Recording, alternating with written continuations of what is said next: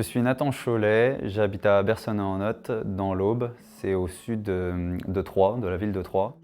Je suis installé depuis fin 2019 et nous sommes en agriculture biologique depuis 2011. La ferme de l'Ancre, c'est le nom qu'on a décidé d'utiliser, qui englobe tout ce qui est vente directe par rapport à la ferme, par rapport au magasin et tous les produits qu'on transforme au sein de la ferme. En 2011, mon père a décidé de mettre la ferme en agriculture biologique.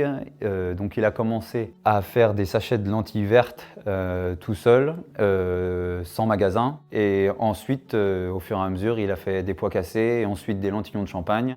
Et moi, je suis arrivé sur la ferme qu'en 2019, mais 2 ans avant, en amont, j'ai travaillé un petit peu avec un moulin à farine, et puis ensuite avec une presse à huile, pour arriver avec vraiment beaucoup de produits différents pour l'ouverture du magasin et pour proposer plusieurs choses aux autres magasins autour de Troyes, Intermarché et autres magasins spécialisés en bio ou en local. La ferme de l'Ancre, c'est uniquement le nom utilisé pour les produits transformés au sein de la ferme qui sont vendus sur la ferme ou dans les autres magasins type Intermarché. Et tout ça fait partie de la société EARL de l'Ancre qui est la ferme. Moi, je suis arrivé sur la ferme uniquement parce que mon père s'était lancé en agriculture biologique. Avant, ça me plaisait un petit peu moins et l'agriculture biologique m'a vraiment donné envie de devenir agriculteur. Après mes voyages au Canada et en Australie, j'ai vu le développement de la vente directe dans d'autres magasins, des expéditions de colis, des livraisons. Et tout ça, ça m'a donné envie de faire la même chose chez moi, à Bersonnet-en-Othe. Donc, étant donné qu'on faisait déjà des lentilles vertes et des pois cassés et du lentillon de champagne, on a voulu transformer aussi du blé bio pour faire de la farine, pour ensuite derrière pouvoir faire du pain et proposer d'autres produits. Et ensuite est arrivé aussi l'huile, l'huile de chanvre et l'huile de tournesol sur la ferme. Et puis on va encore en faire d'autres. Nous avons aussi les professionnels dans la restauration et la boulangerie qui viennent se servir en matière première chez nous.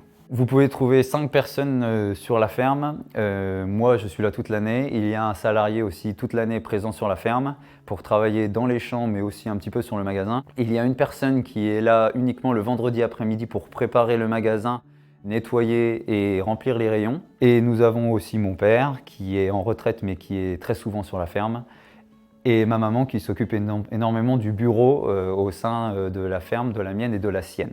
Aujourd'hui, on est un petit peu limité avec nos productions parce qu'on a du mal à faire propre nos productions nous-mêmes.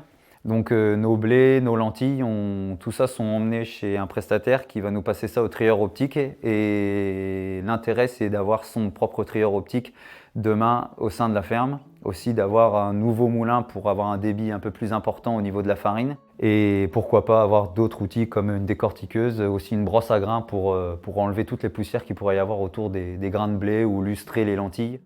Pour vraiment avoir des produits de meilleure qualité. Le samedi matin au magasin, nous vendons les pains qui sont faits par un boulanger qui travaille avec ma farine. Et aussi nous vendons essentiellement des produits locaux ou bio qui sont issus du département de l'Aube, comme le cidre. Le cidre, il fait partie du pays d'Othe, donc on est en plein dedans. Les jus de pommes, on a aussi des pâtes bio, on a du miel qui vient de Bersonnet-en-Othe, et puis ensuite des produits laitiers. Et on aura aussi plus de produits laitiers. On a une chèvrerie qui va bientôt s'installer à 5-10 km d'ici, ce qui va nous permettre de proposer encore plus et d'étoffer la gamme bio de notre magasin.